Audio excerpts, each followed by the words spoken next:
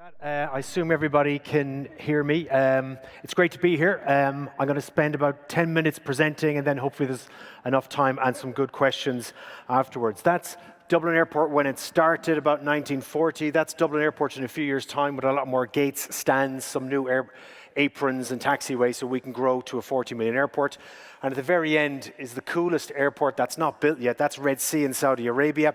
We will be operating that airport at the end of this summer, and if you get a chance to go there at some point in time, it's somewhere between an airport and a Bond movie, as I learned myself about 2 weeks ago. This is what I'm going to talk to you about today. Our business, current priorities in DAA Group, future plans, sustainability, and airport charges here at Dublin, and then a Q&A if you've got questions. So starting with our business and who we are, because I think everybody who's Irish will say DAA is two airports, Dublin and Cork, so I want to add a bit more colour to that. We operate in 15 countries. We are involved and we manage 2 airports here, Dublin and Cork, but significantly involved in 3 airports in Saudi Arabia. So T5 in Riyadh is the biggest terminal in Riyadh. We operate all of that terminal. We run commercial, we run operations, we run a good other few parts of the airport. In Jeddah, we do even more. We have operations, maintenance, commercial, and the full airfield. And we will be the full certified operator of New Red Sea Airport when it opens up at the end of the summer. Last year, we carried over 30 million people in Cork and Dublin. This year, that will be closer to 35. But if you add up all the passengers we're responsible for in all those other airports, it'll be over 100 million people this year, which is very significant. We fly to 190 destinations here from Dublin. We make an economic contribution to the Irish economy of about 10 billion a year. And we're involved in 27 airports when it comes to our duty-free brand. We've got about 3,200 staff, and we're a big shareholder in both Dusseldorf and Hermes, who run airports in Cyprus. So we are much bigger than Dublin and Cork airports.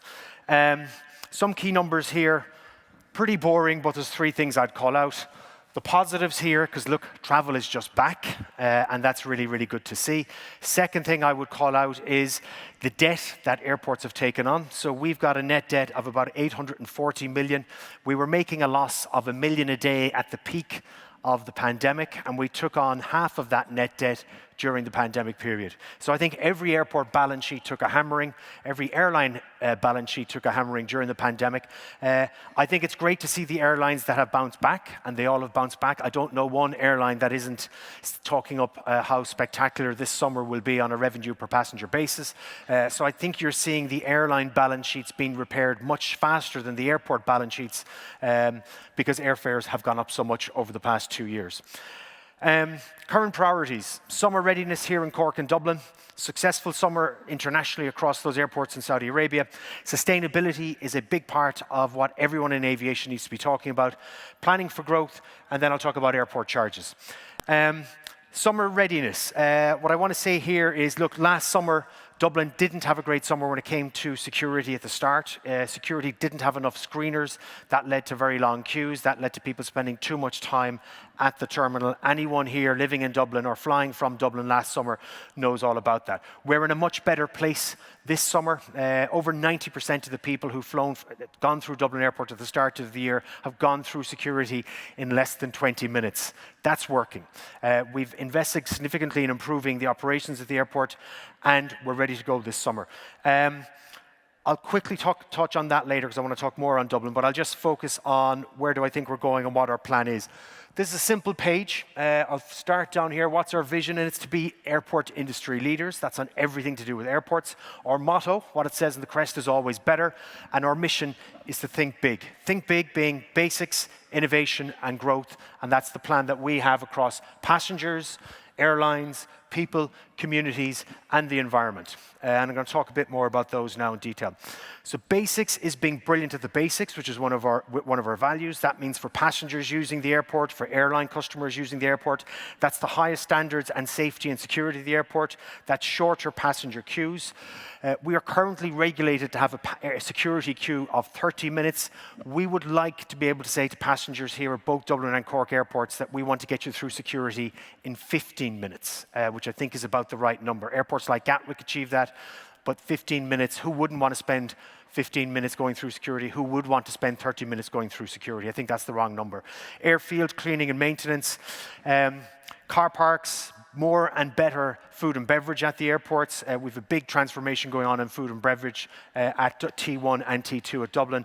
More taxis, better retail experience, better staff in certain service areas, and a real relentless focus on the things that make the airport work for a customer. For me, that's just getting in the door. Security is clear or clear enough ahead of you that you'll get through in less than 20 minutes. It's being able to get a cup of coffee, being able to get some food, getting a seat, getting better Wi-Fi, clean toilets, getting to your gate, and then the rest is up to the airline. And then when it comes back, it's getting through immigration quickly, and it's getting your bag very, very quickly. These are the things that matters to passengers at airports, and that's the stuff that we have been focused on, that we'll continue to focus on. Brilliant at the basics for our people is recruitment, retention, culture, policies, and systems. Make DAA the best semi-state to work for in Ireland. And then brilliant at the basics for the group is financials, cost, simplicity, and efficiency in everything that we do. On Dublin, so as I said, we've got over 90% of people through in less than 20 minutes. We've added 400 new seats up in Pier 1, which will be predominantly used by Ryanair customers this summer. They'll stay there. We have returned to our 2019 cleaning standards. Standard cleaning standards across the airport, particularly washrooms, weren't where they should have been last summer. That has now been fixed. We've doubled the bandwidth of Wi-Fi. We've got a new security fast track in T1. We've got 20% more charging points for people using mobile devices, less clutter, better wayfinding, 20% more taxis and 15% more buses, new places to eat, and we're adding 2 new pop-up coffee shops in T1 and T2. The basics and the stuff that customers actually need, particularly if you're traveling with young kids through the airport. We've added 2 new dedicated family seating zones in Terminal 1, where the bulk of families will travel with us this summer. Talking about innovation, a couple of things I want to highlight here. At the very top here, this is going to be what our new C3 security setup will look like. These will be longer lanes. These will be C3 CAT scanning machines. This means you just put your bag on the belt. You don't have to take the liquids out of your bag. You'll then walk through a walk-through metal detector, and then 1 in 2 customers, or if you beep, you'll go through a body scan that you see in Heathrow, Gatwick, and other airports. This is much better for compliance. It's much better for productivity. It means that each lane can get about twice the number of passengers through per hour compared to the solution that we have at the moment. That's good news for us. That's good news for the airlines. That means we can get more people through security and more people through the terminal.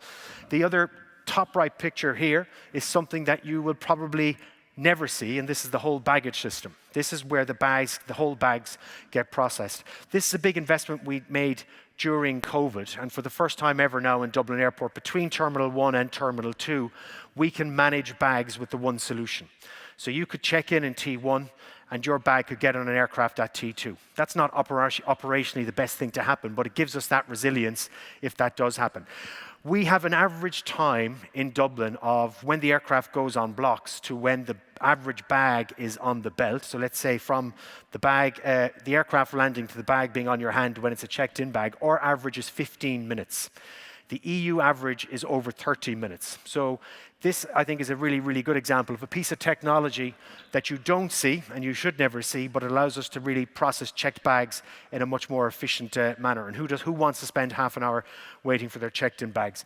We will have significant plans on digital in the year ahead. I think that's essentially going to be how do we get better retailers on all the ancillary products that we sell ourselves and do that ourselves in the Dublin Airport and the Cork Airport app. And infrastructure for any airport group is a key part of what we do, a key part of the investments that we make. In the coming years, we'll spend over 2 billion on infrastructure. That's so that we can grow the terminals, that's so that we can grow stands, so we can add gates and allow Dublin Airport to grow. Growth then essentially is going to be Dublin Airport going to 40 million by the end of the decade. We will submit a new infrastructure application at the end of this year explaining how we would intend to do that. That is great news for Ireland because Dublin is really Ireland's airport. It's the capital city and it's a big capital city. Cork Airport is currently about 2.5 million passengers. Cork Airport could grow really, really significantly. The Irish government have a plan to make Cork a type of Manchester second city of Ireland, which it already is, but to invest significantly in the city, that's a great opportunity for the airport. And then on the DAA International business, and Nick Cole, our CEO of that business, is here. And if you are here at an airport and you're interested in the role our international business plays, please talk to Nick. Nick's international business and our ARI retail business, we would intend to double those by the end of the decade in terms of revenue and their profit contribution. So sustainability, we have a plan to be net zero by 2030. Greener aircraft, we are big fans of greener aircraft. We would like to charge all airlines more, but those airlines with newer aircraft and newer engines, we would like to charge less. And that's why we've announced a 25% charges discount for airlines with the newest aircraft. We intend to be net zero ourselves, so no waste to landfill by the end of the decade, and we're big supporters of the local environment. So look, we want to support airlines with SAF. We want to get more SAF into our infrastructure. We have our own plan on reducing our own carbon consumption. We've already reduced our electricity consumption and gas consumption by 20% while we're growing, which is hard to do, but we've done it and we want to do more. And I think airports and airlines need to work in hand so that we incentivize new aircraft, newer engines, the use of SAF, so that ultimately the CO2 emissions per passenger kilometre travelled reduce over time. Charges at Dublin Airport. So some of you may have paid €9 for a pint if you were in Temple Bar while you're here. €7.60 is the average airport charge here at Dublin. If you take Heathrow, it's about €38. The EU average for a capital city is about €18. So Dublin Airport is the cheapest capital city European airport when it comes to charges. We don't set the charges. They're set by the regulator. So the airlines will complain that the charges are too high. They should complain to the regulator. I'm complaining to the regulator that the charges are too low because it's a regulated charge that is just too low. Heathrow is a regulated charge at about €38. It's a very different airport. €38 allows you to do a lot as an airport. For us, why do we want the charge to increase? We want the charge to increase so we can provide resilience. We never want to be a Heathrow. We never want to be a high-cost airport, and we never will be a high-cost airport, but we want a modest increase in the charges so that we can provide year-round resilience. If we got that $7.60 to $9.99, we would be able to say to the travelling public here in Ireland that we promise you'll get through security in 15 minutes all year round. And if you travel through an airport, who wouldn't vote for that? So charges need to go up. It's as simple as that. Dublin is not a cheap capital, and it's the best thing for the travelling public if the charge goes up so the airport is allowed to provide a much more resilient service. So in conclusion, we're very focused on delivering a better passenger experience. I think that's what airports are all about. It's about getting the people who are flying with the airlines through your airport through in a very safe and efficient manner. I see airports as fast and friendly flight processing factories. That's what I think they are. We want to grow our non-aero revenue through digital. We want to evolve the regulated aero charge to $9.99, still damn cheap. We want to expand our international business, both retail and Nick's airport operations business. Infrastructure is going in at the end of this year to grow Dublin Airport to 40 million, which is very important for us, very important for Ireland, inward investment in jobs, very important for the Irish travelling public to continue to have a great choice of destinations. We want Ryanair and Aer Lingus and other airlines to keep growing at Dublin because the demand is there. There was a point in time when people said, what, Dublin Airport, 25 million passengers, are you nuts? And now we're at 32 million. People thought 20 million, people thought 18 million passengers at Dublin was nuts. But the demand is there to keep growing, and that's what we want to do with the airlines. We want to improve the terminals that we have for passengers, add new stands, add new gates, all that stuff, that's the basics, so that we can really say you can keep growing. We want to build a fast and focused DAA team, so that we're very, very agile, that we're embracing digital, we're embracing and doing sustainability and innovation all the time, so that we're out around looking at other airports, looking at the great things they're doing, looking at what Manchester Airport have done recently on lounges. Their lounges used to be pretty bad, and now their lounges are really, really good. And they're the types of airports, those types of initiatives we want to look at. And we never want to be Heathrow. We never want to be a €38 a PAX charge airport. We want to be much more efficient. We want to be a fast and friendly flight processing factory that Irish people are proud of, and particularly the passengers who choose to use Dublin Airport, Cork Airport, and the airports that we have in Red Sea say, do you know what, I don't need to talk about the airport. It was a pleasure to be there. Travel and where I was going to was the exciting bit. And we never want to get in the way of customers and be a hassle again. And that's why we worked very hard to get security right. And we're confident but never complacent, for those of you living in Dublin, that the Dublin Airport will be much better this summer. Great, that was my presentation. Happy to take questions that you have. Okay. Okay. Still as frank as always, I'm pleased to see. So, quite the plan. So I guess you want to be innovative, you want to be better. Are you trying to subsidize a lot of this through growth in those other areas fundamentally, like the international stuff and retail, I guess, and these kind of things? So you can't be better without investment. Yeah, and why that's why we want the charge to go up. Yeah. I mean, we want the charge to go up just so that we're able to be resilient, and we want the charge to go up modestly. So I don't think any airline should say, oh, you know, and we want the charge to go up, but we don't set the charge. It's really important that people appreciate that. We want to keep growing the international business because we just see opportunities there. I mean, the Middle East is on a charge. For anyone who hasn't been to Saudi Arabia, it's incredible just to see the progress the country is making, and they really want to open up and evolve. We're very happy as a business to be involved in Saudi Arabia, because the best way for Saudi Arabia to evolve is businesses like ourselves to be there on the ground, helping them, working with them. But there's great opportunities for Irish aviation. If you go to Saudi Arabia, you see how they love the Irish airlines. Yeah. They think Aer Lingus and Ryanair are incredible airlines, and they're right. They think the Irish aircraft leasing companies are brilliant. They think Irish airport operators are pretty good. So Ireland Inc. is doing a great job in opening up Saudi Arabia aviation. So we want that to continue. The same for the retail side of the business. And we want to bring some of that expertise back to Dublin. There's things our team in Jeddah are doing that I'm saying, okay, please show the guys in Dublin what you do, because it's a great experience. That's great to see. Yeah, understood. I'm happy to take a question from the floor if anyone has one, but whilst people, I think that was Seth over there has one, Ali, if we could get a mic to him. Very quickly, while you're doing that, I can see your fingerprints all over that vision. What's it been like on the other side of it, and what are the challenges to achieving that vision for you?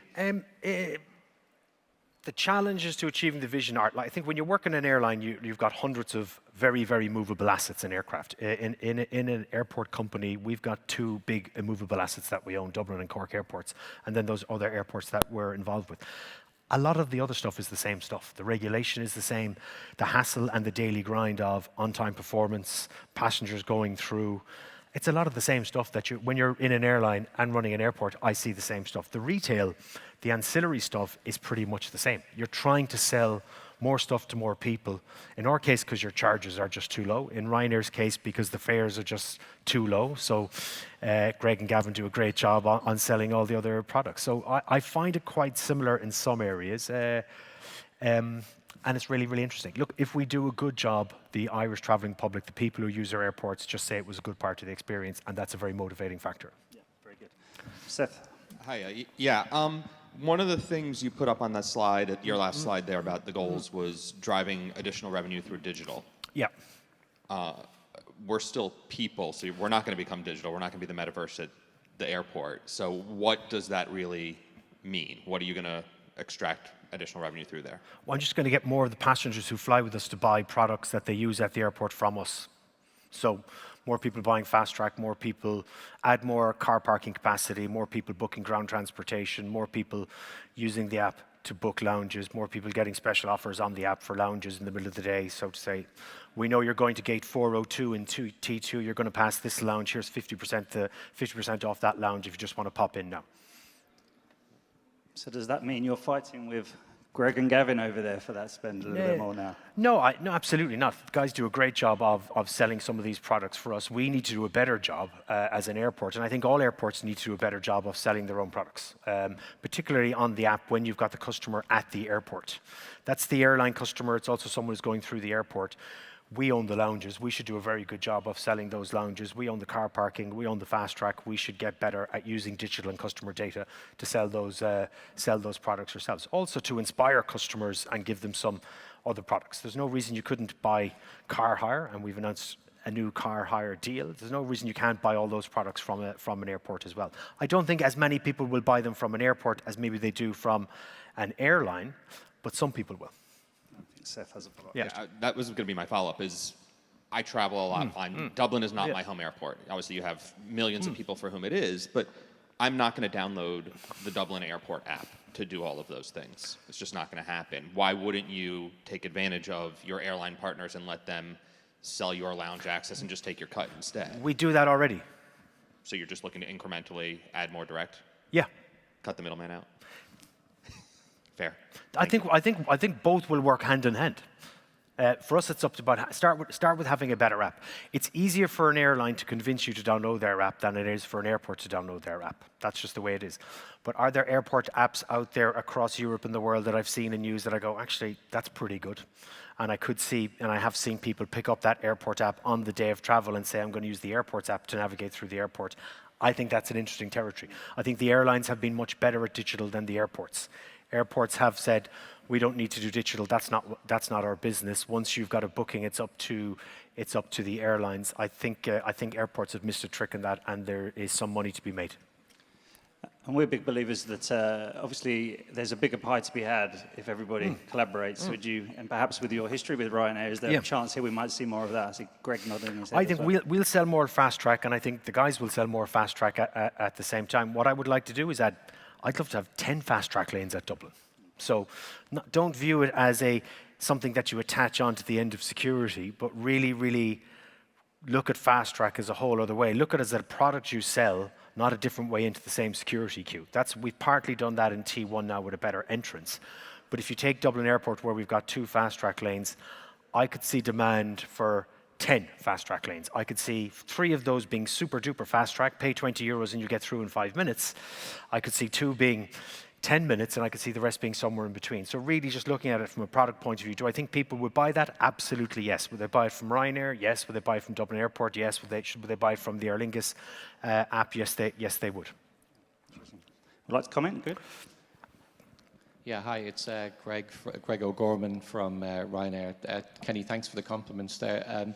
In terms of like sharing the pie, absolutely we agree, you know, so there should be enough to go around, and expanding the capacity of fast track is something we'd love to see for sure. Just 2 questions related to that. One is, for the C3 scanners that you were talking about, when will they be fully rolled out across, say, T1 and T2?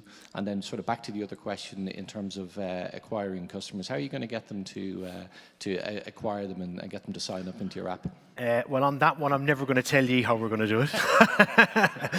And on the second one, we will have the full rollout done of C3 in Terminal 1 and Terminal 2 by spring of 2025.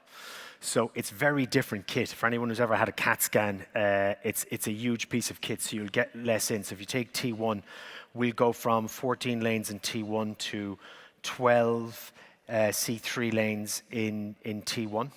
But everybody will allow to grow more, because remember, the productivity is about twice the flow of packs through, and we'll probably add some more other ones in T1 elsewhere, which could be the fast track ones, but I think it'll be interesting. So that'll be roughly the time frame. Heavy bits of kit, so we've got to do some work to the floor to be able to take the weight of the pieces of kit. So that's why the time frame will take that. I mean, C3's in Shannon, but they've got 3 because it's a smaller airport. C3's in Kerry Airport, but they've got 1. So that's why the rollout takes that amount of time. On downloading the app, it's a great question.